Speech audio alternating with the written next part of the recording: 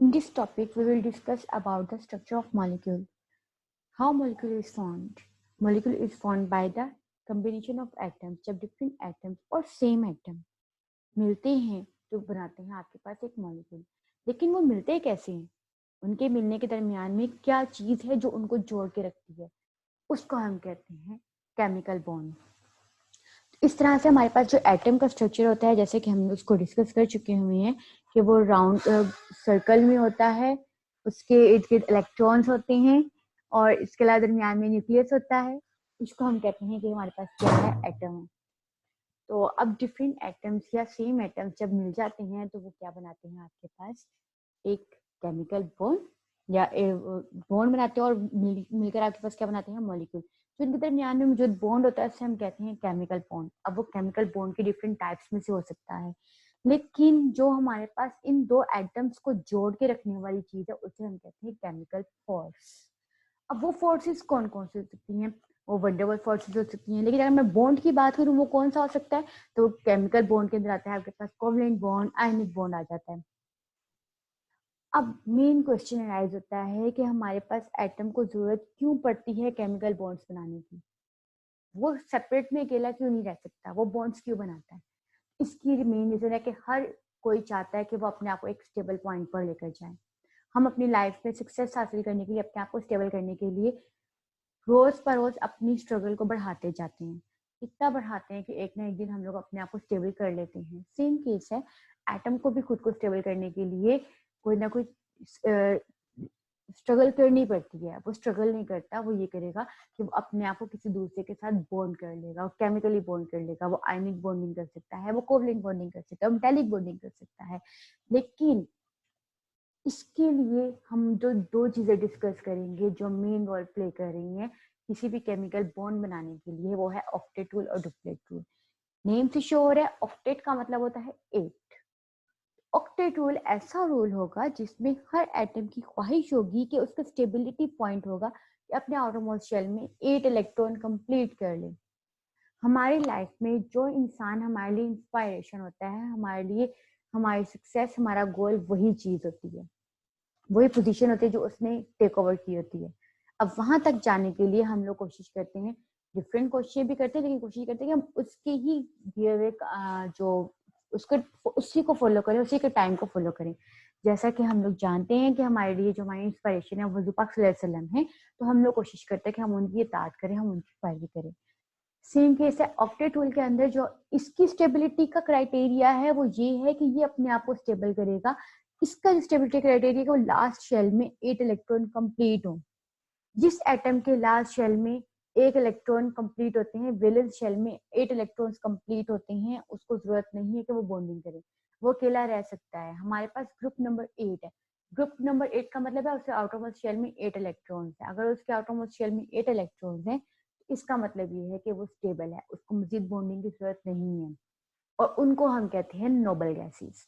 Noble gases अकेले रह सकती हैं, जबकि दूसरे जितने भी ग्रुप्स के अंदर आते हैं 1 to 7, उनको बॉन्डिंग की जरूरत होती है.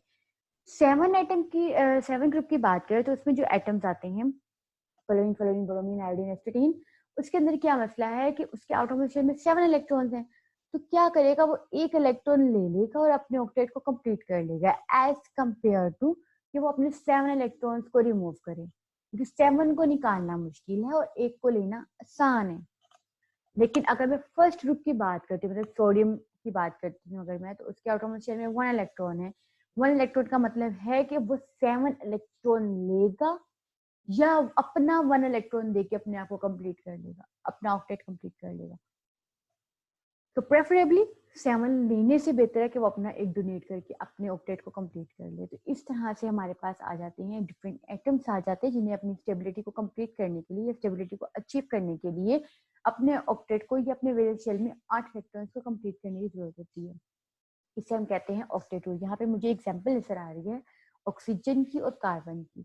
ऑक्सीजन के आउटरमोस्ट शेल में 6 इलेक्ट्रॉन्स होते हैं और कार्बन के आउटरमोस्ट शेल में 4 इलेक्ट्रॉन्स होते हैं.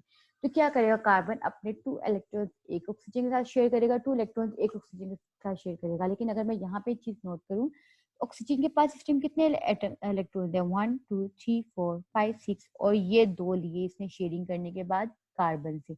मतलब 8 इलेक्ट्रॉन ऑक्सीजन के पास कंप्लीट है। अब मैं कार्बन को डिस्कस करूंगी। इसके पास है 1 2 3 4 जो दो से शेयरिंग की हुई है, 1 2 3 4 मतलब 4 इस साइड पे 4 इस साइड पे, मतलब 8 इसके पास भी कंप्लीट है। 2 शेयरिंग के साथ, 4 सॉरी शेयरिंग के साथ और 4 इसके अपने हैं। इस तरह से है ये इसका ऑक्टेट कंप्लीट। सेम केस आपके पास लास्ट ऑक्सीजन के अंदर भी ऑक्टेट कंप्लीट है। इसका मतलब है CO2 जो इस टाइम यहाँ पे मुझे कंपाउंड नजर आ रहा है, एक मॉलिक्यूल नजर आ रहा है, ये स्टेबल है, इसने अपना ऑक्टेट कंप्लीट किया। इसका मतलब है एक मॉलिक्यूल को बनाने के लिए हम उसकी पहले स्टेबिलिटी पूरी करते हैं। जब वो स्टेबल हो जाता है तो ऑटोमेटिकली डिफरेंट एटम से मिलके वो स्टेबल होता है ना, क्योंकि इलेक्ट्रॉन कभी शेयर करने पड़ते हैं, कभी उसको कंप्लीट ट्रांसफर करके आयनिक बॉन्ड बनाना पड़ता है।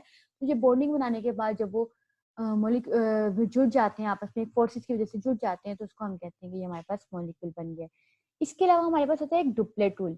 डुप्लेट रूल फॉलो होता है उनके लिए जिनके आउटरमोस्ट शेल में 2 इलेक्ट्रॉन्स को कंप्लीट करना जरूरी होता है, और ये प्रोबेबली और स्पेसिफिकली हीलियम के लिए होता है, क्योंकि हीलियम एक ऐसा एटम है जिसके पास सिर्फ आउटरमोस्ट एक ही शेल है, जिसके अंदर 2 इलेक्ट्रॉन ही कंप्लीट हो सकते हैं, तीसरा नहीं आ सकता। उसके पास एक ही शेल है, दूसरा शेल नहीं है। उसने अपने एक ही शेल को कंप्लीट करना है, फर्स्ट शेल है तो इसलिए 1s है, तो 1s के अंदर आते हैं 2 इलेक्ट्रॉन। अगर वो अपने आउटरमोस्ट शेल में 2 इलेक्ट्रॉन्स कंप्लीट कर लेते हैं तो वो क्या हो जाएगा, आपके पास डुप्लेट रूल को फॉलो कर लेगा और वो स्टेबल हो जाएगा।